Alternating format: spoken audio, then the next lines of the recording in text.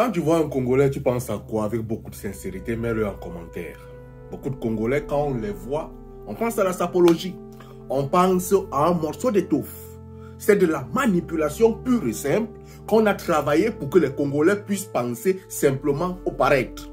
C'est-à-dire que les Congolais sont des personnes qui sont manipulées jusqu'à la 100e génération. Quand tu vois les enfants des Congolais aujourd'hui, tu vois la marche de la sapologie, tu vois les faits, tu comprends que ces personnes, ils ne peuvent pas construire, ils ne peuvent pas développer leur pays. Et la raison pour laquelle ils sont en France, ils sont en Belgique, on ne les rapatrie pratiquement pas. Pourquoi? Parce que la mode, c'est que nous vivons à cause des Congolais. La mode, c'est qu'ils sont le pilier de notre économie. La mode, c'est qu'ils sont la source de nos financements. Les Congolais travaillent en France, ils travaillent en Belgique. Ils réutilisent cet argent en France et en Belgique.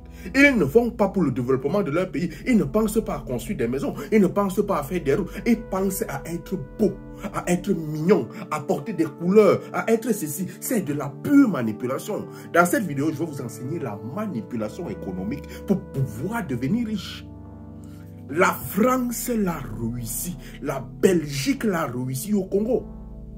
Quand un Congolais s'élève, c'est-à-dire que ces choses riment tellement avec des choses que vous ne pouvez pas comprendre. On va mettre la sape, ça marche beaucoup plus quand? Le dimanche. Les églises sont où? Beaucoup plus, les églises francophones, c'est beaucoup plus dans le pays, le Congo.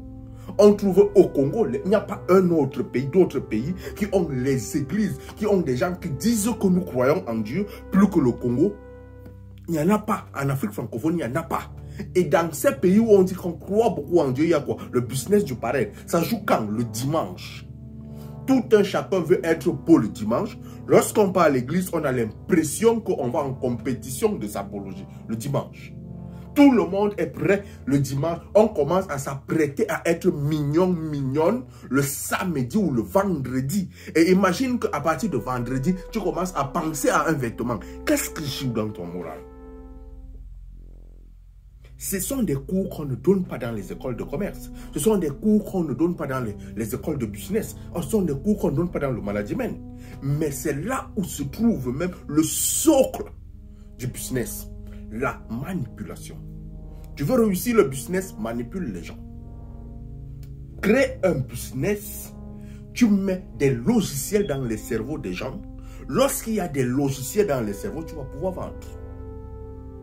Lorsque tu entres dans un magasin aujourd'hui, tu es entré pour acheter le coton-tige.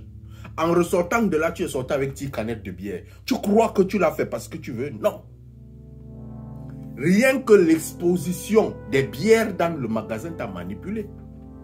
Rien que l'exposition des chewing-gums dans le magasin t'a manipulé. Rien que l'exposition des vêtements t'a manipulé. Tu es un sujet du business. Et c'est pourquoi je dis, j'ai pris le temps parce que ce que je donne là, c'est pour te permettre de devenir une grande personne. C'est pour te permettre de comprendre les failles dans chaque chose. Et lorsque tu vas déclencher ces clés, tu vas évoluer économiquement. Je me suis assis personnellement. J'ai étudié le peuple congolais bout à bout. Et moi, j'ai toujours dit, s'il m'arrive aujourd'hui d'investir en Afrique, j'irai au Congo. Je sais dans quoi je vais investir et je sais comment je vais gagner l'argent. Je sais à quel niveau ils ont déjà subi la manipulation. Je sais ce qu'il faudrait faire pour que je puisse les manipuler. Parce qu'ils sont déjà sujets de ça. Un Congolais qui sort de cette manipulation, qui dans le paraître, il commence à investir dans l'immobilier, il commence à investir dans le transport, il commence à investir dans l'alimentaire. C'est un Congolais qui sera milliardaire. Parce que le reste pense à investir sur quoi? Le vêtement. Et pense à investir quoi? Je vais ouvrir une boutique de shopping. Ce n'est que ce qui est dans le cerveau. Et là, ça bouche les pensées économiques. Papa Wemba, c'est quelqu'un, c'est une icône. Pasteur Marcelo l'a relevé l'autre jour. Les gens ont voulu le tuer. Les gens ont voulu finir avec lui. Mais il a dit la vérité. Zarmo Kassana a parlé, il a dit la vérité. La faiblesse économique du Congo est qu'ils sont sous le joug complet de la manipulation sur le paraître. Il faudrait retravailler ces choses tout doucement, tout doucement. Même le président congolais, je vais te parler de la RDC, il est dedans. Vous voulez vous en sortir, étudier la manipulation. Étudier ça, c'est étape par étape. On vous manipule partie par partie. Partie par partie. On crée ce pack. On débloque la voiture. On dit, ok, mettons-les dans l'esprit que la capitale de la mode, c'est Paris.